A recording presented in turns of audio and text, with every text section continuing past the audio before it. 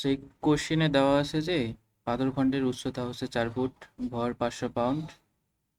আর এরপর বলছে যে 22,500 ফুট-পাউন্ড কাজ করতে কতটি মার্বেল পাথর খণ্ড একটির উপর আরেকটি রেখে মোট কত ফুট উঁচু একটি স্তম্ভ সাজাতে পারবে?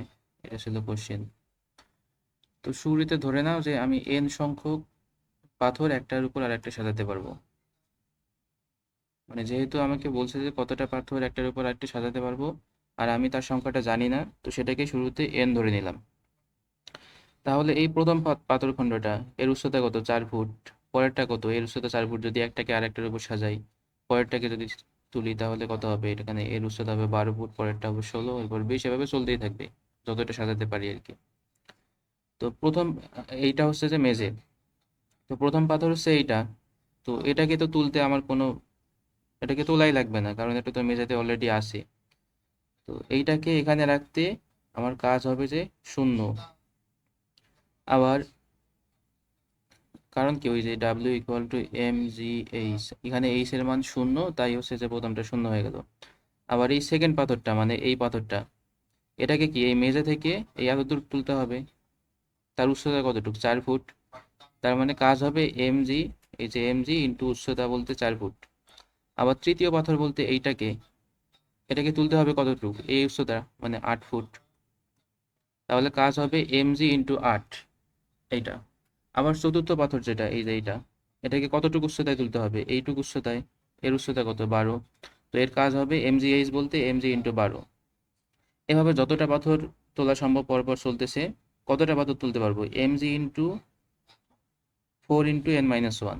এখন n-1 কেন আসলো? কারণ হচ্ছে যে আমি তো শুরুতে ধরে নিয়েছিলাম যে আমি n সংখ্যক পাথরকে একটার উপর আরেকটা তুলতে পারবো। তার মধ্যে প্রথম পাথরটাতে, মানে প্রথম পাথরটা তো তোলাই লাগতেছে না। তো এন থেকে একটা যেহেতু কমে গেল, তো এই জন্য এখানে লাস্টে 4 ইন্টু n-1 হয়ে গেছে, কারণ ওখানে একটা কমে গেছে।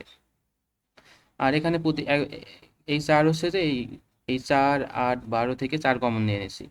4 কমন নিলে এখানে কত থাকে? 1 থাকে, এখানে 2 থাকে, এখানে 3 থাকে। তো এভাবে চলতে থাকে আর কি। তো এই সবগুলোকে যদি এভাবে কমন নেই, তাহলে কি হয়? এমজি সবখান থেকে কমন যায়, এখান থেকে, এখান থেকে, এখান থেকে। আর 4 কমন যায়, 4 কমন নিলে কি থাকে? 1 থাকে, 2, 3, 4, 5, কত দূর পর্যন্ত থাকে? এখান থেকেও যদি 4 কমন নেই, তো n-1 পর্যন্ত থাকে।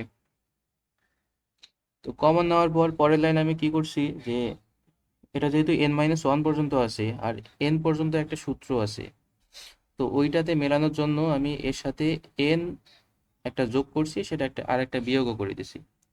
তাহলে কি হবে? শুরুর এই 1 থেকে n পর্যন্ত সংখ্যার যোগফল হচ্ছে n+1 / 2। এ সম্ভবত 9-10 এর ছিল আর কি। আর এই মাইনাস এনটা এখানে দিলাম। তো এটাকে যোগ বিয়োগ করলে এটা হয় n × n-1 / 2। তো এইটাই হচ্ছে যে এই অঙ্কের শর্টকাট। তো তোমাকে এই পুরোটুকু বুঝতে হবে না, মানে বুঝতে হবে বলতে এমনি মাথায় রাখো, আর এই শর্টকাটটা মনে রাখলেই হবে। ঠিক আছে? তো শর্টকাট হচ্ছে যে W equal two mgh into n × n-1 / 2, শুধুমাত্র এই টাইপের ক্ষেত্রে, এই টাইপের প্রবলেমের ক্ষেত্রে আর কি। তো ডাব্লিউ এর মান কত দেওয়া আছে? 22,500।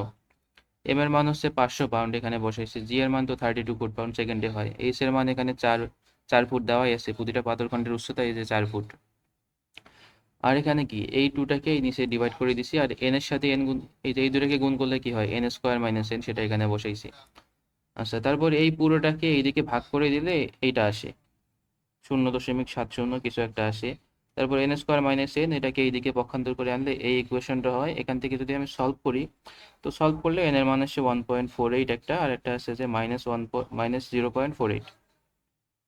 তো n এর মান 1.48 আসা মানে কি, আমি যতটা যতটা পাথর মানে পাথর তুলতে পারবো, তার সংখ্যা হচ্ছে 1.48। কারণ শুরুতে তো ধরে নিছি আমি n সংখ্যক পাথর তুলতে পারবো। তার মানে কি, একটা পাথর তুলতে পারবো, আর একটা সামান্য একটু, মানে তোলা যাবে না আর কি। এটা ইকুইভ্যালেন্ট হচ্ছে মানে একটাই পাথর তুলতে পারবো। তার মানে কি বলছে জানো? কত ফুট উঁচু একটা স্তম্ভই সাজাতে পারবো। আচ্ছা, তো এইটাকে 4 দিয়ে, কি বলে, 4 তো না, এটা 4 ফুটই হবে অ্যান্সার। কারণ আমি তো একটার বেশি তুলতেই পারবো না। এখানে যদি 2 থাকতো তাহলে 2টা পাথর তুলতে পারতাম। তো উচ্চতা হতো, কি বলে, 2টা পাথর মানে হচ্ছে যে 4, 4 × 2 = 8 ফুট। তো যেহেতু 2টা তুলতেই পারবো না, আর একটা তো তোলাই লাগতেছে না, একটা তো অলরেডি মেঝেতে আছেই। তো এর উচ্চতা হচ্ছে 4 ফুট। তো অ্যান্সার 4 হওয়ার কথা। আর এখানে কোনো কিছু না বুঝলে আমাকে বলবে, আমি পরে আরেকবার দেখবো অন্য কোনোভাবে বোঝানো যায় কিনা।